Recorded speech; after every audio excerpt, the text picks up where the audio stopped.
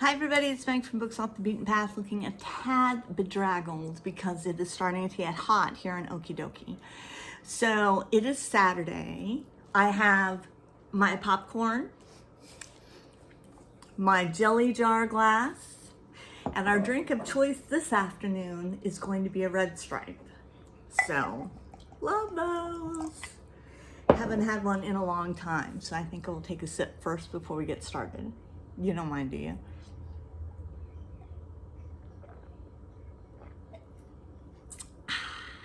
Okay, now we're not doing a book haul because it's not popcorn and a book haul, but we are going to do a book tag.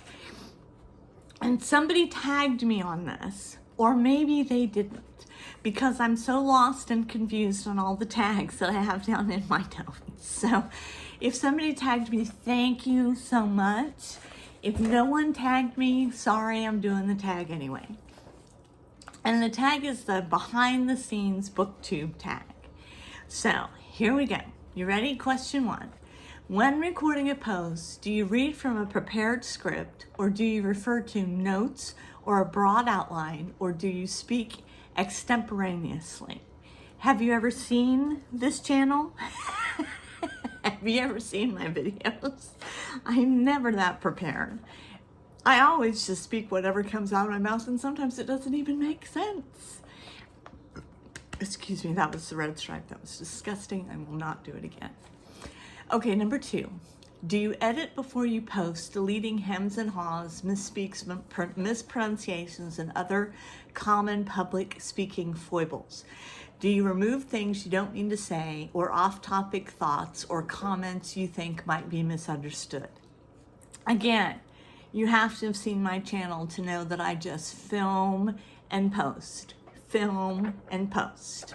I mean, there have been times when it's been so bad that I've deleted it and started over, but not often. I'm usually pretty low bar. Pretty low bar for me to post. Have you ever edited a post after posting? Have you ever deleted an entire post? Yes, I have, because I just explained it to you as I'm speaking extemporaneously, that, you know, there have been a couple that have been so bad, or Twitch has been so bad. Twitch is my cat, by the way. Twitch has been so bad that I've had to delete the whole thing and start over and put her downstairs. But normally I just pause the video and then dispose of her. No, I put her down in the laundry room, and then I come back and click the on button, and off we go again. Okay. Are there certain topics you avoid, things you regard as too personal or too controversial? Well, no one's ever talked to me about politics, but I think politics would probably be too controversial. And I don't mind at all talking about my family. Heck, I'll talk about them all day. My husband at the moment is in the other room watching golf. And I just gave my mother some popcorn that I just made. And number 2 son is at work during the summer. He works during the summer and he goes to school during the fall. So I have no problem talking about my family, but I don't like to reveal where I work. Everybody knows I live in Oklahoma because I say okie dokie all the time, and I live in Tulsa, but you know, frickin' find me. I don't know how you do that, but don't do that, because that's creepy. So I don't like to reveal where I work, or I don't like to reveal specifics of where I live. I live in an older neighborhood that's, you know, gentrifying, as they say.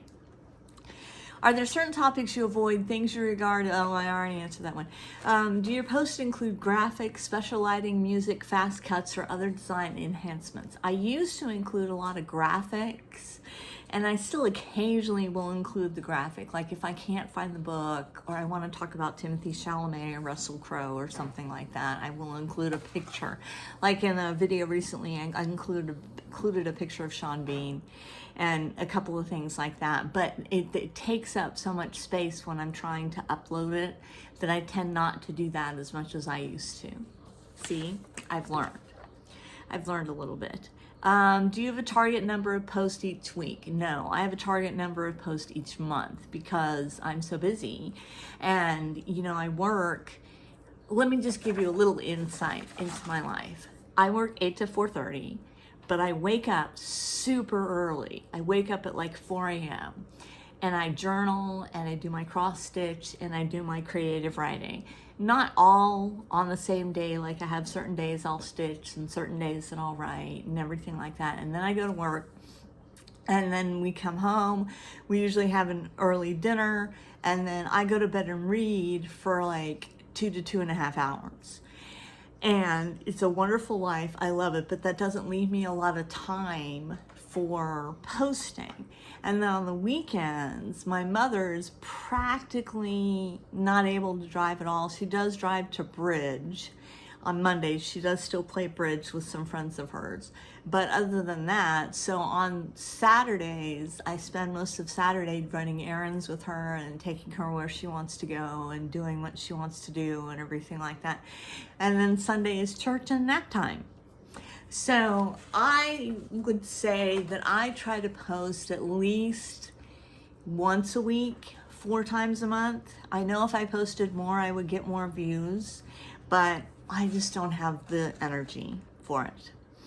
Are there certain theme posts you contribute to regularly, such as Poetry Thursday or What Are You Reading Wednesday? I do have my own. I have 2 of my own, which are early morning book reviews, and then I have popcorn and a book haul. Because when I get a book haul, I always pop up some popcorn and crack open a beverage, and we go through the book haul. And then my early morning book reviews, that's pretty self-explanatory. I do those. But I wanted to do Poetry Thursday so badly. I really did. But it was too much research for me to find the poem that I particularly wanted to do. And then it would just be one poem and it would be a really short video. And so then I was like, well, do they want really that short content? I don't know if you do or not. Leave it in the notes. Well, that sounded mean, didn't it? If you would like to leave a comment. How important to you is the number of your subscribers? Is there a target number you're hoping to reach? If you don't hit your target, would you consider dropping out of YouTube? Are your posts designed to attract new subscribers? Are you distressed if you lose subscribers? Okay, let's just take that. This is Bob, by the way, and she's not much of a troublemaker. Okay, so let's just break that down. How important to you is the number of your subscribers? Pretty important. I love to see the number of my subscribers. I am a numbers gal. I like to look at the analytics. I like to look at what's, the highs and lows and everything, all that good data that YouTube gives you. I love that. Is there a target number you're hoping to reach? 300. I would love to reach 300. I'm at 276 right now. And so I'm always pushing for 300 because I think I'm the only one of my BookTube friends that hasn't reached that yet. Well, that's not true. I don't want to talk about it like that. I take that back. Take that out. I don't want that. But 300 is a nice round number that I would like to one day achieve. If you don't hit your target, would you consider dropping out of BookTube? Never. I love it too much. Are your posts designed to attract new subscribers? No, not really. I really don't do glitzy, glamoury stuff to attract new subscribers. I want to keep my subscribers happy, and they seem to like what I'm doing, so I'll keep those up. Are you distressed if you lose subscribers? Oh my gosh, yes. I immediately go to who I lost. I look on the computer and I try to see who. I still haven't figured that out though, if there's a way you can do that, but YouTube probably keeps that information from you so you can't stalk them. Because I would be the type of person who'd be like, why did you leave? What did I say? Do you always respond when tagged? I try to always respond when tagged. I get tagged a lot because I'm always asking people to tag me. And then I get behind on the tags and I don't do as many as I should. So I would say I want to always respond to the tags, but I don't always respond to the tags. I'll just be honest with you. I told you I was never going to lie. Do you respond to viewers' comments? Are your responses lengthy or only a thumbs up or down? Oh no, I respond to every comment I get, I respond to. Oh gosh, darn it. That's Twitch. We could be in trouble now, people. I always respond, and my responses are not lengthy. Sometimes they're a thumbs up or thumbs down because it just encapsulates. Like, I can't contribute anymore to what the comment is. But other times, you know, I write back, and I would never say that they're lengthy, just a couple of sentences and everything. And that's because, like, if I get a really lengthy post, I have one of my subscribers is my friend Jane, and she writes so beautifully and eloquently and everything like that, and that I feel like I would be cheating myself if I don't respond to her in sentences at least. But I'm just not as eloquent as she is, and yet I say I want to be a writer.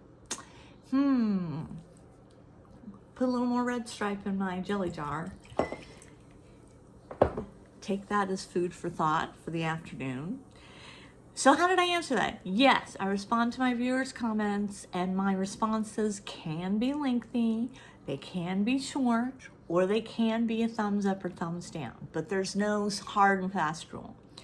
Have you ever blocked anyone from viewing or commenting? Oh, look, my face. Look how goofy I am. Have you ever blocked anyone from viewing or commenting on your posts? No, I've never had to, and thank God. Thank God. I don't know what I would do. I keep waiting for the ones that are held for review. You know, you have that little tab on your YouTube analytics that says held for review, and there's usually nothing ever in there. Thank God, because I don't know that I know how to block people, and I don't know how I would respond if somebody was particularly mean. So I don't know.